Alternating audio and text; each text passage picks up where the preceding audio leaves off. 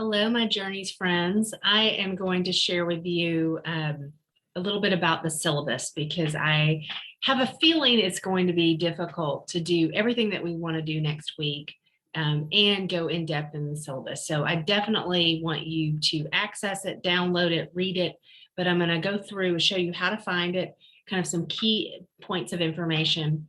And then hopefully next week, whenever we do talk about it, you've already got a good sense of what we're doing. So two ways to get to the syllabus. One is through the syllabus link. It will have the syllabus and then a course planner. Please make sure that you download the course planner that corresponds to your course. You can also go to the online course folder. And this is where that getting started in ACAD 1300 folder is very important. And I shared that in the screencast of the Blackboard shell. So just scroll down, you can see all kinds of fun stuff in there. But to get to your syllabus, you just click on it. It should download automatically. That is a PDF version of it. And if you want to save that PDF version, you can do that through that little three dots. I'm going to do that so that we can open it up. Okay. So the syllabus should look like everybody else's syllabus, but I'm going to point out some important pieces of it that may be different. Obviously, instructor information is important, shows you how to get in touch with me. It also says that the best way to get in touch with me is through an email to me. I am available for office hours. I'm really available at any time that's convenient to you, but do know that just stopping by sometimes not within my office hours may mean that I'm not there. I have other classes to teach, and I also have meetings and other obligations. So just be aware that one of the best things to do is schedule an appointment with me, and then I will be glad to meet you in person, or we can do that on Zoom. So if you scroll down and go, you can read the course description. We've already talked about this course being a Responsible Living Lower Division Core first year seminar.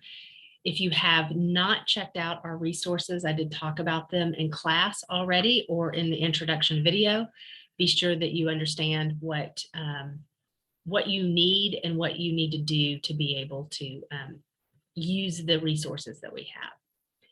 Course outcomes are important. We'll come back to those at some point, but just tells you what we're going to achieve during the class.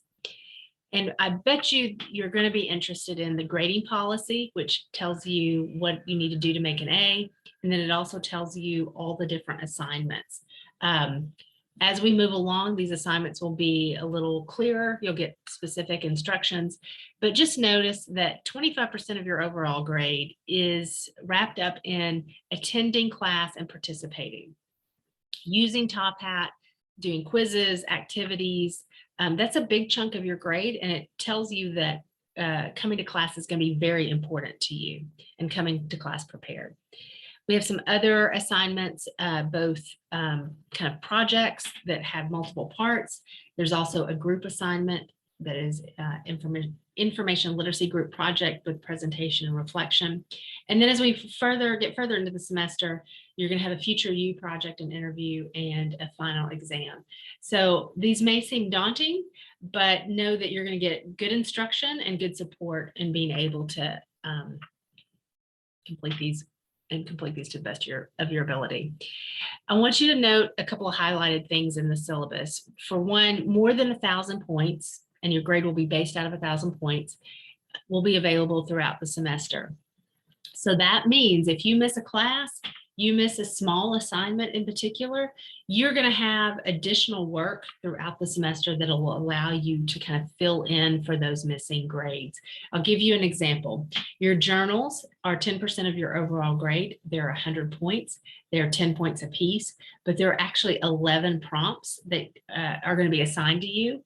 And so if you miss a journal, don't fear, because you're going to have another chance to kind of make that up. So you don't have to worry about that.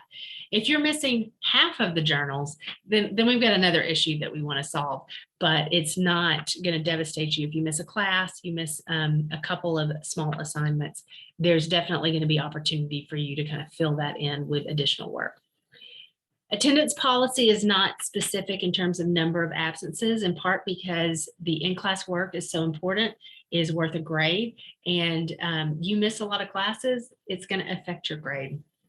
If you are required to be enrolled in this class, it means that you can't drop it, and we're going to have to figure out a way to help you be successful in it. So if you mess up anytime along the way, let's talk and let's get you back on track so that you can actually earn a good grade in the course.